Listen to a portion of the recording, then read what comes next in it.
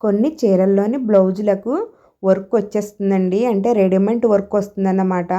ఇవి వచ్చేసి మనకి నెక్ డౌను వెడల్పు సపరేట్‌గా ఉంటాయి. అంటే మనకి ఆది బ్లౌజ్ తోటి సెట్ అవ్వవు.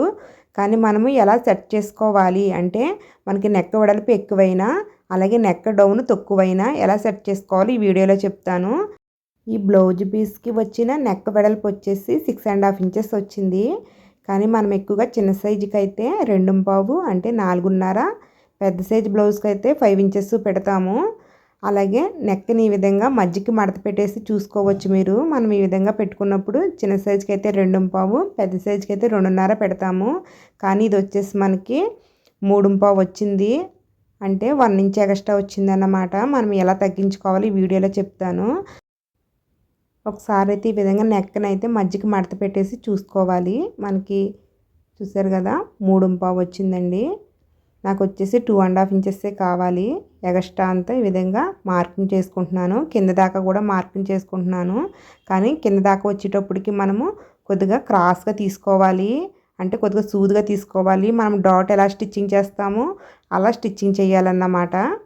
అలాగే మనకి వర్క్ వచ్చేసి సమానంగా మధ్యకి మడత పెట్టుకోవాలి. నెక్ మధ్యకి మడత పెట్టుకున్న తర్వాతనే ఈ విధంగా ఎక్స్ట్రాదంతా తీసుకోవాలి. మనము డాట్ ఎలా కుడతామో చివరికి వచ్చేటప్పటికి సూది కానీ ఆ విధంగా కుట్టాను. చూసారు కదా, మనకి ఈ విధంగా కుట్టుకుంటే నెక్ వెడల్పు తగ్గుతుందన్నమాట. మనకి కంప్యూటర్ వర్క్ అయినా, మగ్గం వర్క్ అయినా, ఈ విధంగా రెడీమేడ్ వర్క్ బ్లౌజులకైనా సరే నెక్ వెడల్పు ఎక్కువైతే ఇలా తగ్గించుకోవచ్చండి. చూడండి, ఇప్పుడు వచ్చేసి మనకి 5 ఇంచెస్ వచ్చేసింది. కింద వైపున నెక్ వెడల్పు ఎక్కువగా ఉందండి. ఇది పాట్ నెక్ కావడం వల్ల మనకి కింద వైపు రౌండ్ ఎక్కువ ఉందన్నమాట. కానీ ఇవిడికి ఇంత వెడల్పు అయితే వద్దనేసారు. వెడల్పు ఇంకా తగ్గుతుంది కదా అని కింద వైపు కూడా బాగా వెడల్పు తగ్గడం కోసం అనేసి కుట్టు ఎక్కువ లాగేయకూడదండి. మనకి నెక్ లుక్ పోతుందన్నమాట. సూదిగా డాట్ లాగినట్టుగా లాగాలి. అంటే పైన షోల్డర్ దగ్గర నుంచి వెడల్పుని పెంచుకుంటూ చివరికి వచ్చేటప్పటికి వెడల్పు తగ్గించుకుంటూ ఈ కుట్టునైతే లాగాలి. మరి కింద వైపు వెడల్పు ఎలా తగ్గించాలో కూడా చెప్తాను. ఈ లైనింగ్ పీస్ని వచ్చేసి నేను సేమ్ ఆది బ్లౌజ్ లాగే కట్ చేసుకున్నాను. అంటే నెక్ షోల్డర్ అన్నీ కూడా ఆది బ్లౌజ్కి ఎలా ఉన్నాయో అలా కట్ చేసుకున్నాను. లైనింగ్కి ఎప్పుడు కూడా ఇలాంటి వర్క్ బ్లౌజులకి నెక్ కట్ చేయకూడదు కాబట్టి నెక్ కట్ చేయలేదు. అలాగే మనము లైనింగ్ని కట్ చేస్తాం కదా, లైనింగ్ని వేసి బ్లౌజ్ పీస్ కట్ చేసేటప్పుడు బ్లౌజ్ పీస్ చుట్టూ కూడా 1/2 ఇంచ్ ఎక్స్ట్రా కట్ చేస్తాం మనము నార్మల్గా అయితే. కానీ ఇటువంటి వర్క్ బ్లౌజులకి చుట్టూ కూడా 1 ఇంచ్ ఎక్స్ట్రా ఉండేలా కట్ చేసుకోవాలి. మీరు వీడియోలో చూడొచ్చు. లైనింగ్ కంట నేను బ్లౌజ్ పీస్ని ఎక్స్ట్రా కట్ చేశాను.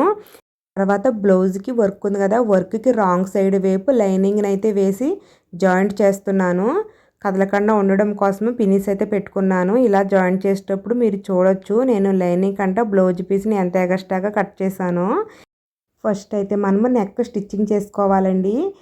నేనైతే లైనింగ్ పైన ఉండగానే జాయింట్ చేసేస్తున్నాను. మీకు ఇలాగా అతకడం ఇబ్బందిగా అనిపిస్తే కనుక బ్లౌజ్ పీస్ పైన ఉండగా అతుక్కోండి. అలాగైనా సరే లైనింగ్ అతుక్కోవచ్చు అన్నమాట. అలాగే చుట్టూ కూడా లైనింగ్ని జాయింట్ చేసేసుకోవాలి. తర్వాత నెక్నైతే కట్ చేస్తున్నాను.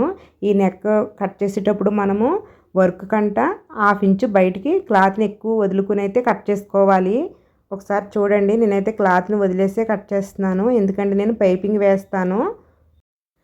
పైపింగ్ కోసము 1.5 ఇంచ్ వెడల్పుతో అయితే క్రాస్ ముక్కలను అయితే తీసుకున్నానండి. మనం ఇది పైపింగ్ క్లాత్ అతికేటప్పుడు, ఈ నెక్ పట్టి అతికేటప్పుడు ఏం చేయాలంటే ఈ పాదం మొత్తం అంతా కూడా బ్లౌజ్ మీదకి ఎక్కేసే విధంగా కుట్టు వేసేయాలి. అంటే మనకి వర్క్ అవుట్లైన్ ఉంది కదా, అవుట్లైన్ వరకల్లా పాదం పెట్టేసి స్టిచ్చింగ్ వేసేయండి.